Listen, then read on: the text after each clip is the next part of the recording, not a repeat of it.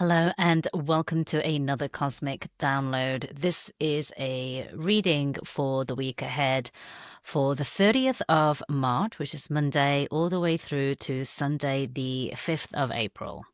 So as we did last week, I'm using the Shaman's Dream Oracle deck. I shall set the intention for us all.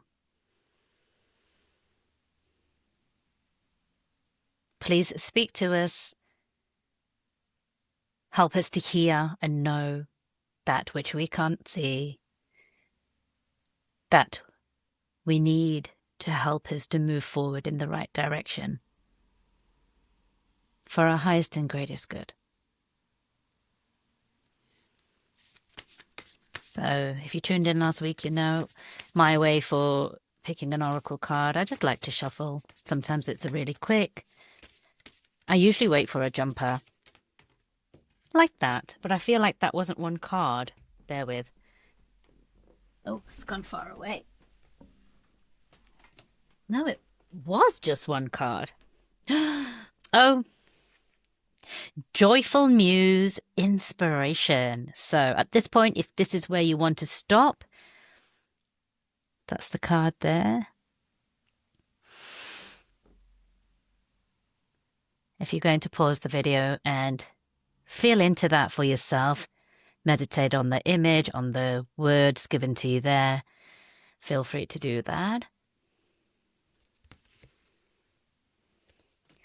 For those of you who would like to hear what is in the accompanying notes, I will just read that now.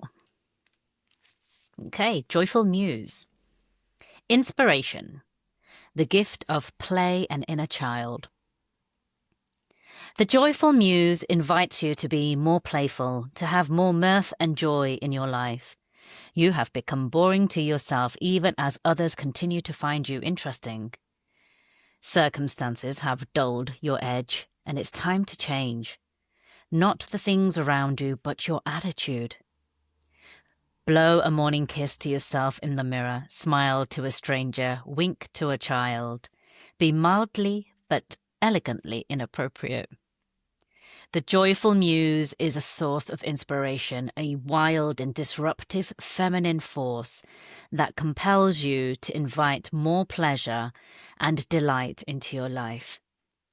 Give yourself permission to be mischievous and find the humor in the tragedy while careful not to become frivolous. The power of this muse will shake up everyone around you and invite you to create beauty and grace out of the pain and tragedy you perceive in areas of your life. The Joyful Muse often comes at a time when darkness prevails and the future seems dour. Embrace her gifts, being playful without being silly.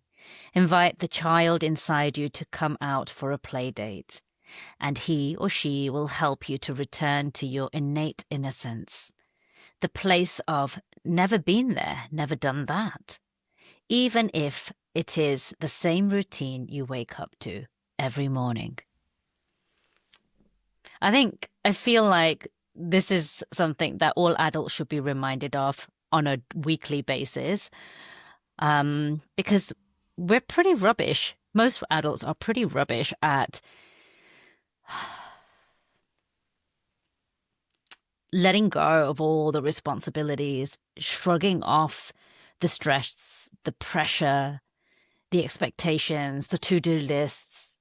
And I get it, you have to be in that world too, otherwise nothing would ever get done.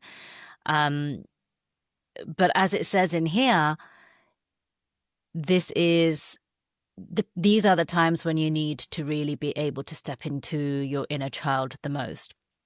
Sorry, what I should also say at this point, if you want to stop there and read into or lean into what resonated for you the most from that reading, then please just pause here.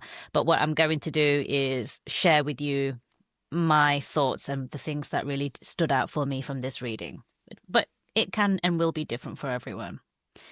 So, yes, it is during these moments where things really feel dark and We know that you cannot fight, and I'm actually about to do a podcast episode on this very soon, like a full-size podcast episode on it. So maybe this is going to be the one I do in the next week or two, about all of our feelings, all of our emotions being on the law of polarity is what I'm talking about, where you can have, for example, anger and love.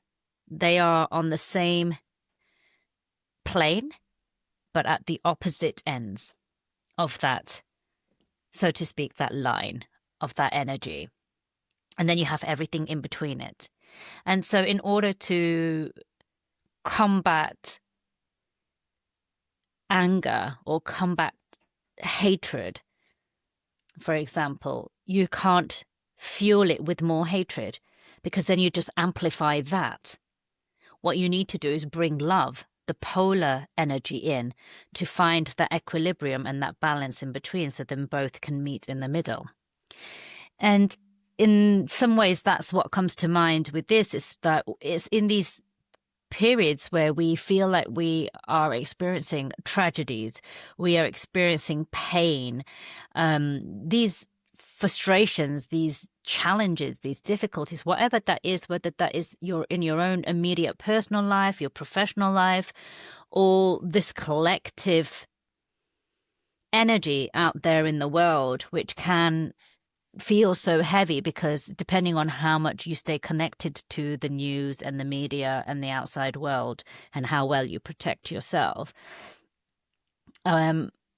can also just, you end up adopting that, right? And can feel very, very heavy at the moment as well.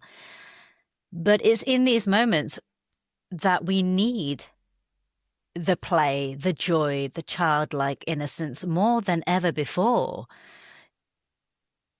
in order to counteract those feelings and to bring back the equilibrium, to bring back that balance.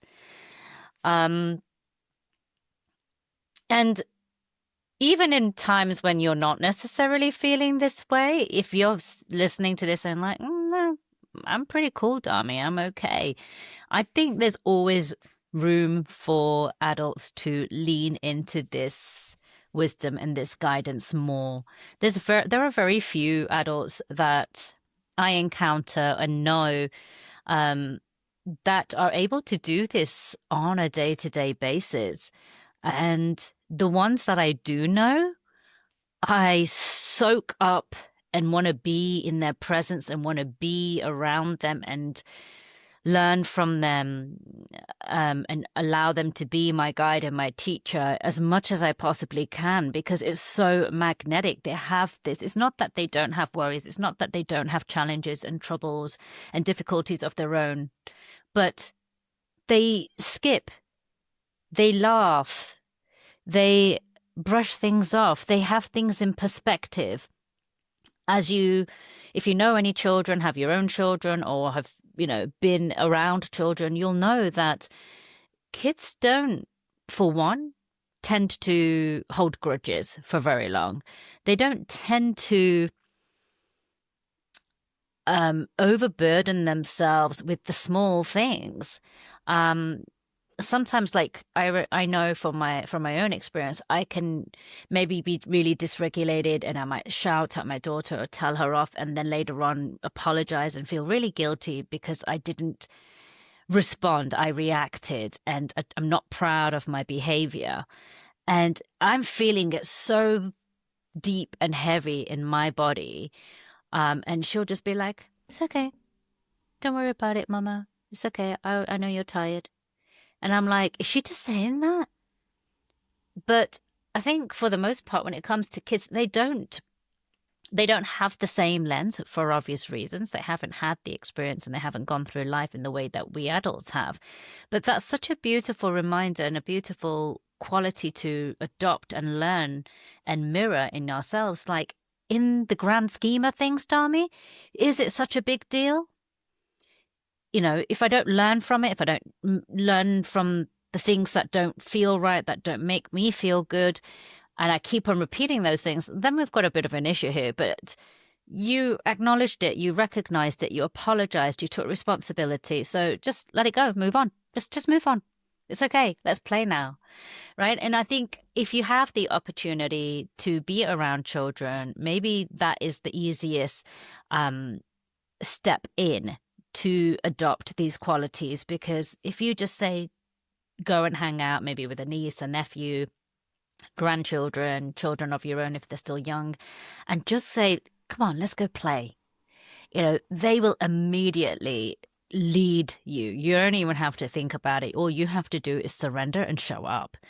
And, you could end up like creating a world in Lego and building something, or maybe you're out in the woods and playing role play and scenarios, pirates or fairies or whatever it is behind the trees, It's just so many things. Just allow them. Most of us have access to children in some form or another. And even if you don't, we all have that inner childlike quality within us. Remember what lit you up when you were a kid. What did you love to do? Did you love to draw? Did you love to make things? Did you like to sing, dance? When you were left to your own means as a little child, what did you naturally gravitate towards? See if you can bring that back in.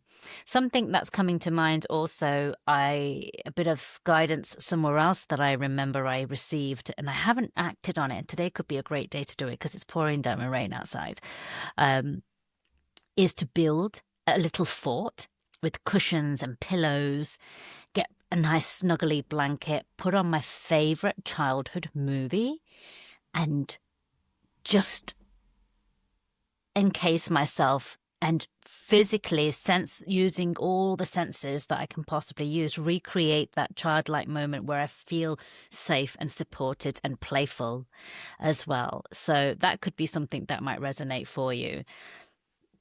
Of course, we cannot be inappropriate. We are still adults, so we have to still be responsible in how we do this. But some of these suggestions are really cute, like smile to a stranger. So what if they think you're being creepy or weird? I know that's a little bit more difficult as a woman because you never want to give off the wrong impression.